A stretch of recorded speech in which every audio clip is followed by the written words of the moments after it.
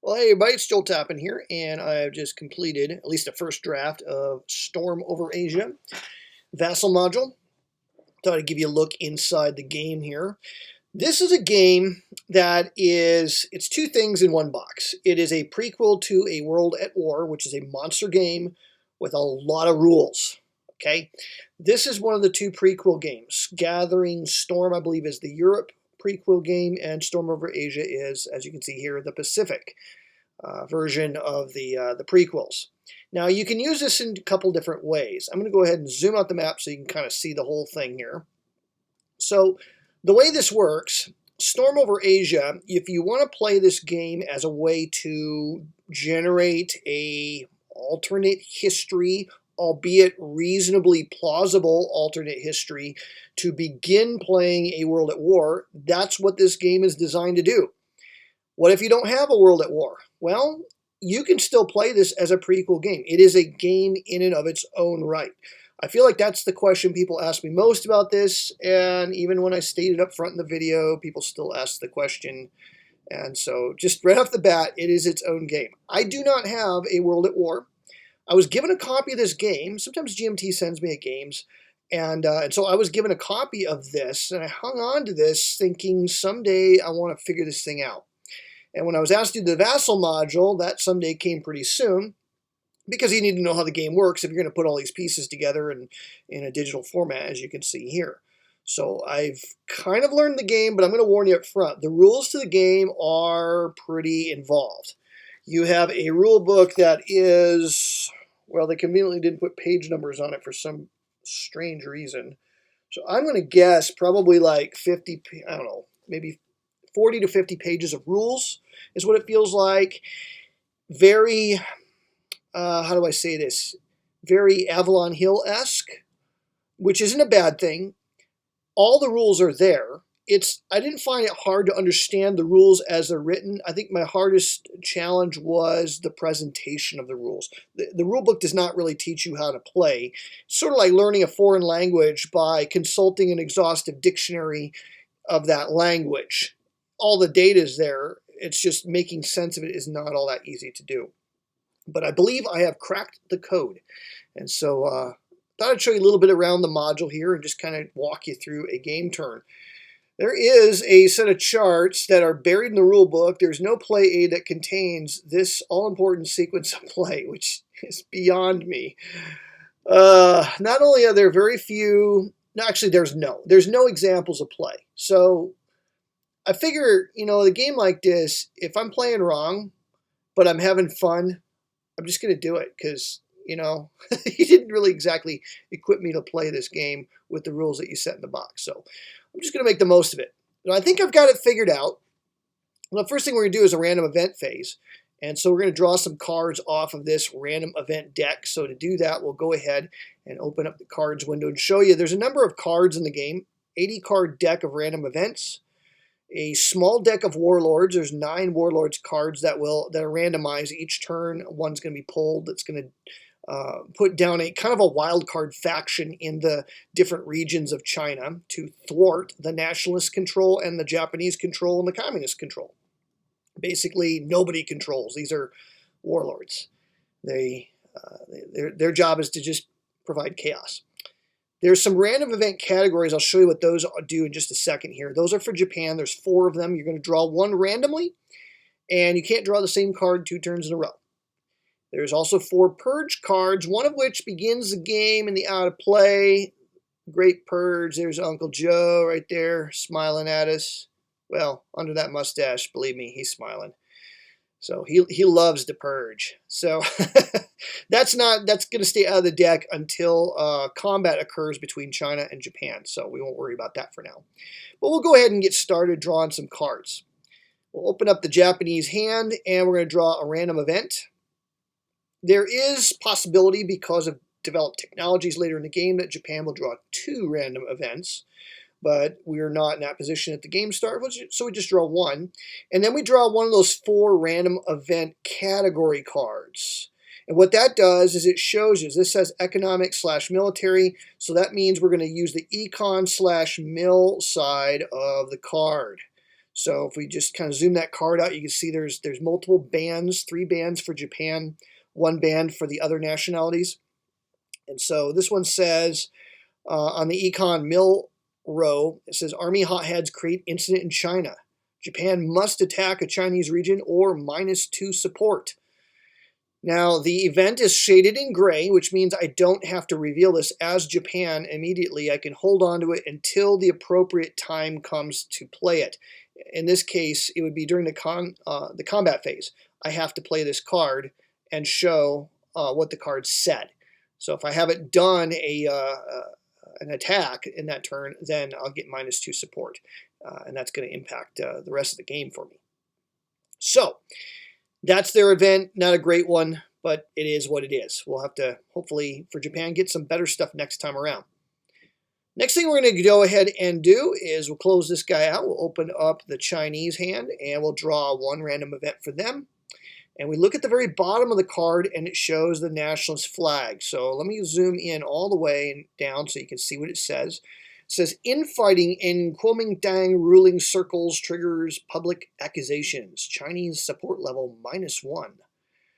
Ouch. So that is card number 56. It is not in gray, so it's going to hurt Japan, or China right off the bat. So we're going to open up their scenario card here. And we're going to see support level -1. I don't see the card number listed here, so I think we're just going to have to use a generic marker. So opening this up, we'll go over to the support tab, click on China, and just put down a generic one. We're going to open up the Chinese hand, or Chinese window rather, and we're going to put this down to show that now their support level is -1. That's going to impact their income. So it's called support for the regime, but it impacts their income. So right off the bat, they get hurt in their income. And we'll go ahead and discard that card as it's no longer needed to keep secret. And we'll go on to the British. We're going to draw a card for them, but the British may not have an event. It's either going to have a communist Russia flag or it'll have the Union Jack. So in the module, if you draw the card and it's got the Russian flag on it, you can right-click on the card and send it to the Russian hand. And so we'll go ahead and do that. Close out the British hand. They don't need to pay any attention to that. This one says Russian research is prohibited. However, there's a little number 1 in a red circle, and good luck finding the rules where you're going to find the rule for this, but it does exist in there. Whenever you see that, basically what's going to happen is you're going to open up the scenario card for Russia, and you're going to increase the purge counter by 1.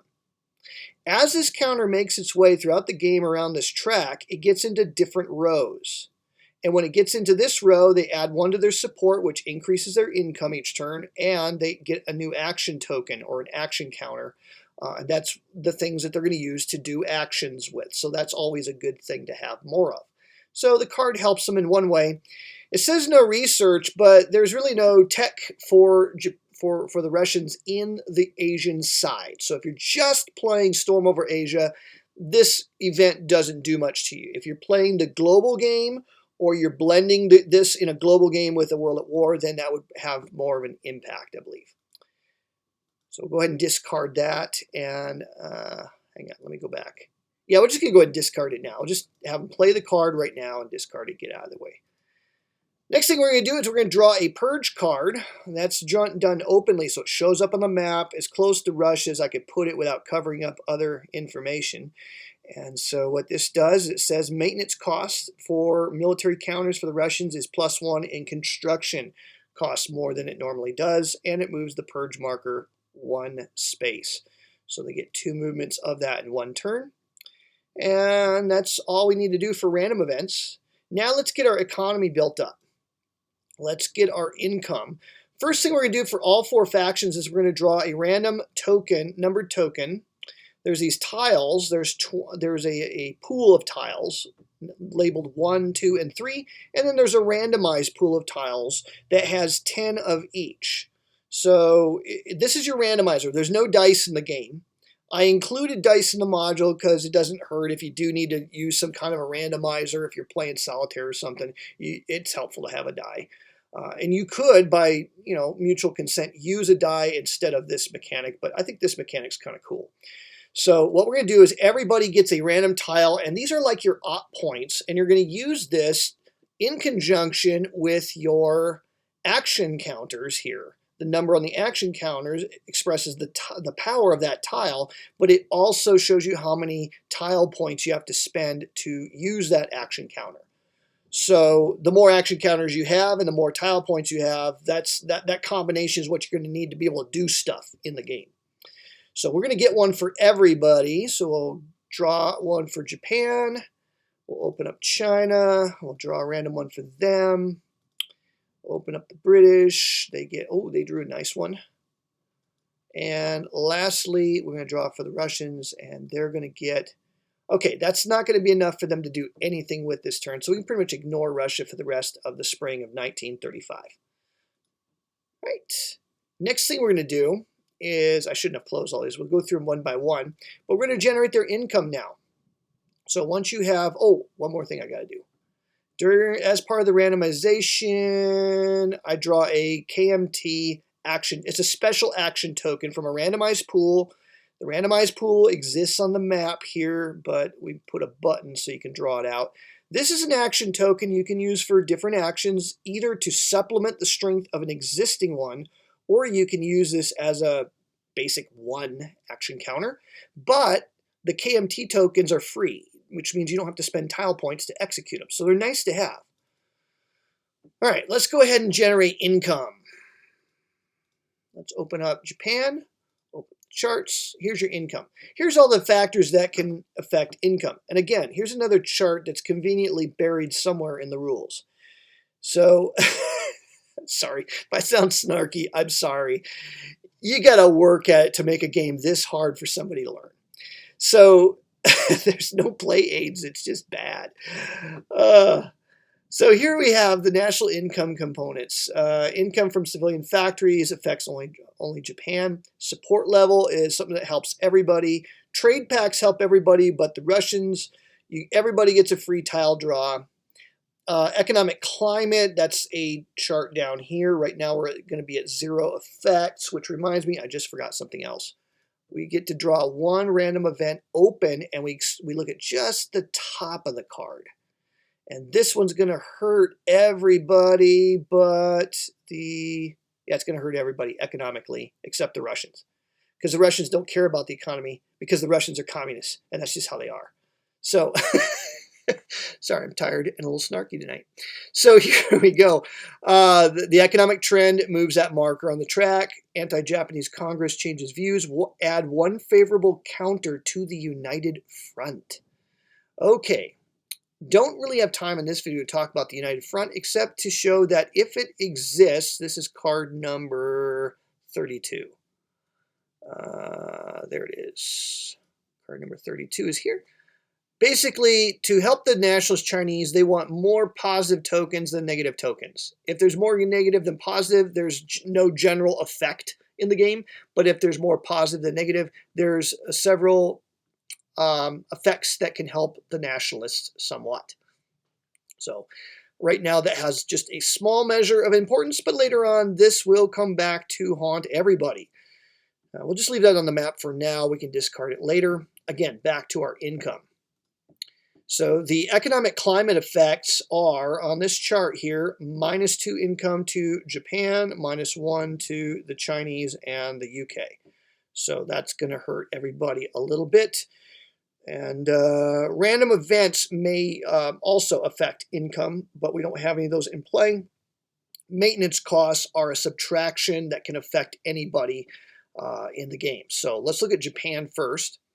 They get +8. See this little number up here? They get +8 income because they have 4 factories. In civilian factories, I should say. 4 civilian factories, each generates 2 income, so collectively that's 8 points of income. Idle factories do nothing for you. That's your national unemployment, if you will. Military factories don't help your national income, but they offset the maintenance cost of your armed forces. Now, with Japan, the game is more detailed than with the other entities. The UK, China, and Russia, they are handled much more abstractly. So let me just summarize here. It's going to be -1 income for every one of your black military counters here on the Japanese Army garrison. So -1, 2, 3, 4, 5. But your military factories, there's 3 military factories right now. Ignore this marker. This is something that will help you if you put a 4th civilian factory down here. You'll get this token that helps your support and helps your income.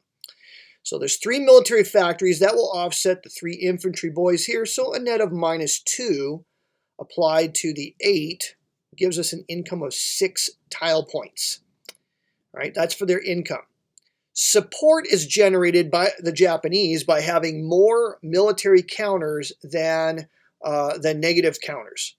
And so there's negative counters that are going to affect them, and that's all of these red markers are going to affect their army garrison. Right now, there is +1 more marker than negative markers.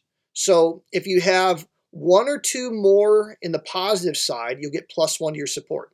If you have 3, 4, or 5 more markers than negative, it's plus or -2. So in this case, there's a +1 for their army support. So we'll go ahead and put that here.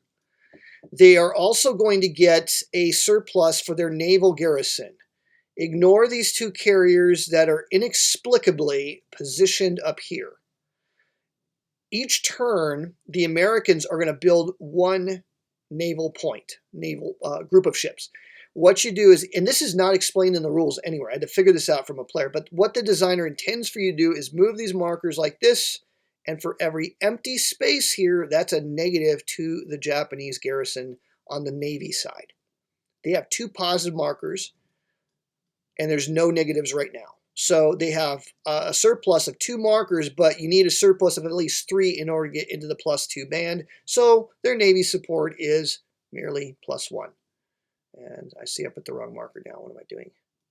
I told you I was tired. All right, there we go. So you got 2 support markers. Your economic conditions are going to put this down into, we could use the income markers, but I kind of feel like the support markers are just as useful. So we'll just clone that. These 2 markers offset those 2 markers, and so their income is just going to be 8. So we'll just collect. We don't draw tiles. We collect from the open pool 3, 6, 7, 8, added to our randomized one, and we have a total of 9, 10. We have 10 tile points to spend. And that's the Japanese income. Theirs is more tedious than China. China has -1 to their support right now, or -1 to their income because that randomized event. And their support is even Steven, with the number of cohesion markers in the negative being equal to those in the positive. So there's no support either way. Their income is now a -1. And so that's going to actually cost them 1 tile point from what they drew. However, there's a way that they can offset that.